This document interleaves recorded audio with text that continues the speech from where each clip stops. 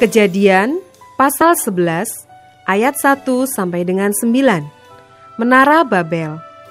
Adapun seluruh bumi satu bahasanya dan satu logatnya. Maka berangkatlah mereka ke sebelah timur dan menjumpai tanah datar di tanah Sinear. Lalu menetaplah mereka di sana. Mereka berkata seorang kepada yang lain, "Marilah kita membuat batu bata dan membakarnya baik-baik." Lalu bata itulah dipakai mereka sebagai batu dan tergala-gala sebagai tanah liat. Juga kata mereka, "Marilah kita dirikan bagi kita sebuah kota dengan sebuah menara yang puncaknya sampai ke langit. Dan marilah kita cari nama supaya kita jangan terserak ke seluruh bumi." Lalu turunlah Tuhan untuk melihat kota dan menara yang didirikan oleh anak-anak manusia itu. Dan ia berfirman, "Mereka ini satu bangsa dengan satu bahasa untuk semuanya. Ini barulah permulaan usaha mereka. Mulai dari sekarang, apapun juga yang mereka rencanakan, tidak ada yang tidak akan dapat terlaksana. Baiklah kita turun dan mengacau balokan di sana bahasa mereka, sehingga mereka tidak mengerti lagi bahasa masing-masing. Demikianlah mereka diserahkan Tuhan dari situ ke seluruh bumi. Dan mereka berhenti mendirikan kota itu. Itulah sebabnya sampai sekarang nama kota itu disebut Babel, karena disitulah dikacau balokan Tuhan bahasa seluruh bumi. Dan dari situlah mereka diserahkan Tuhan ke seluruh bumi. Ayat 10 sampai dengan 26. Keturunan Sem. Inilah keturunan Sem. Setelah Sem berumur 100 tahun, ia memperanakan Arpaksad 2 tahun setelah air bah itu. Sem masih hidup 500 tahun. Setelah ia memperanakan Arpaksad, dan ia memperanakan anak-anak lelaki dan perempuan. Setelah Arpaksad hidup 35 tahun, ia memperanakan Selah. Arpaksad masih hidup 403 tahun. Setelah ia memperanakan Selah, dan ia memperanakan anak-anak lelaki dan perempuan. Setelah Selah hidup 30 tahun, ia memperanakan Eber.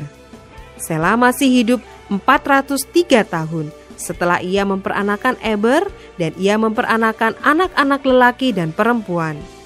Setelah Eber hidup 34 tahun, ia memperanakan Pelek.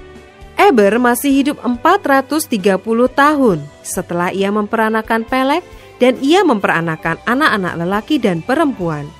Setelah Pelek hidup 30 tahun, ia memperanakan Rehu. Pelek masih hidup 209 tahun setelah ia memperanakan Rehu, dan ia memperanakan anak-anak lelaki dan perempuan. Setelah Rehu hidup 32 tahun, ia memperanakan Seruk. Rehu masih hidup 207 tahun setelah ia memperanakan Seruk, dan ia memperanakan anak-anak lelaki dan perempuan. Setelah Seruk hidup 30 tahun, ia memperanakan Nahor. Seruk masih hidup 200 tahun setelah ia memperanakan Nahor, dan ia memperanakan anak-anak lelaki dan perempuan. Setelah Nahor hidup 29 tahun, ia memperanakan Terah. Nahor masih hidup 119 tahun setelah ia memperanakan Terah, dan ia memperanakan anak-anak lelaki dan perempuan. Setelah Terah hidup 70 tahun, ia memperanakan Abram, Nahor, dan Haran. Ayat 27 sampai dengan 32. Daftar keturunan Terah. Inilah keturunan Terah. Terah memperanakan Abram, Nahor, dan Haran. Dan Haran memperanakan Lot. Ketika Terah ayahnya masih hidup, matilah Haran di negeri kelahirannya di Ur-Kasdim. Abram dan Nahor kedua-duanya kawin. Nama istri Abram ialah Sarai, dan nama istri Nahor ialah Milka, anak Haran, ayah Milka dan Yiska. Sarai itu mandul, tidak mempunyai anak. Lalu Terah membawa Abram, anaknya serta cucunya Lot, yaitu anak Haran, dan Sarai, menantunya, istri Abram, anaknya. Ia berangkat bersama-sama dengan mereka dari Ur-Kasdim untuk pergi ke tanah Kanaan. Lalu sampailah mereka ke Haran dan menetap di sana. Umur Terah ada 205 tahun, lalu ia mati di Haran.